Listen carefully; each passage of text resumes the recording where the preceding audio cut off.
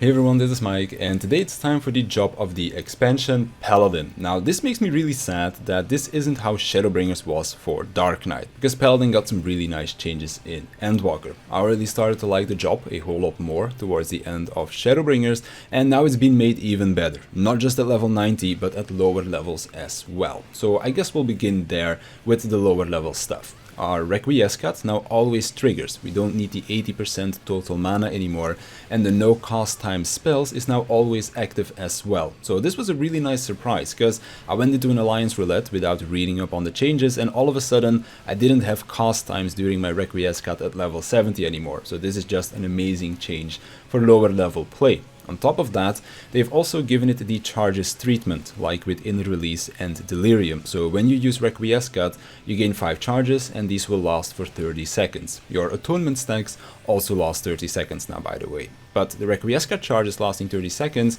actually has another effect as well, because we can now use the off-global cooldown early to fit it under raid buffs, and then we can use our charges later. And this can also be useful when we're greeding for uptime, because you might be able to get that last Goring Blade in before you have to disengage, but you might not have the time to stay longer for that extra off-global cooldown. So you'll be able to use it early, disengage right after that Goring Blade, and then you can just start spamming Holy Spirit. Just good changes all around. We also got an extension of our magical phase, so when we now use Confiteor to end our Requiescat phase, the action changes into Blade of Fate, which then starts this new combo chain. It's all on one button, so no need to worry about button bloat, and they're all AoE and ranged attacks as well. The final hit, Blade of Valor, will also apply a dot on your targets, and this dot does not stack with Goring Blade. So this combo is basically replacing your Goring Blade combo that you would normally do after your magical phase. Now, having this extension does impact our rotation a bit, not because it's just different buttons that we're pressing, but because these 3 new spells are, well, spells, meaning that they don't scale with skill speed. So because of this, our looping rotation has been made longer again, and the standard rotation will now drop 1 usage of an unbuffed Atonement. The 4 Atonement rotation is also not a thing anymore, because it's now a DPS loss, and Requiescat first rotations are now also very situational, because it would mean delaying our fight or flight buff by a lot. So while on paper the blade combo doesn't seem to change much, it did have quite the impact on our rotation and flexibility of openers, outside of just replacing a Goring Blade combo. Moving on, Divine Veil still does not affect ourself, which I can't believe that this is still not the case, especially because Veil now also heals, just like Shake It Off from Warrior. So it would be really great if both the heal and the shield would also apply to ourselves. Spirits Within no longer has the HP aspect tied to it, so if you want a main tank as a Paladin, then by all means go for it. You're no longer losing DPS because of it.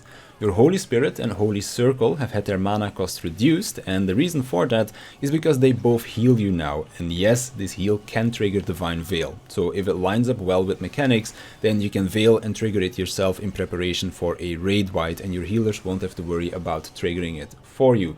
Now this is also great for dungeons, because you always have a period where you don't have a damage buff up during AoE scenarios, and well, single target scenarios as well, so you can just spam Holy Circles instead of spamming your 1-2 physical combo to help keep yourself sustained. Do make sure that you still have enough mana for when Requiescat comes up, but outside of that, just spam away to help out your healer.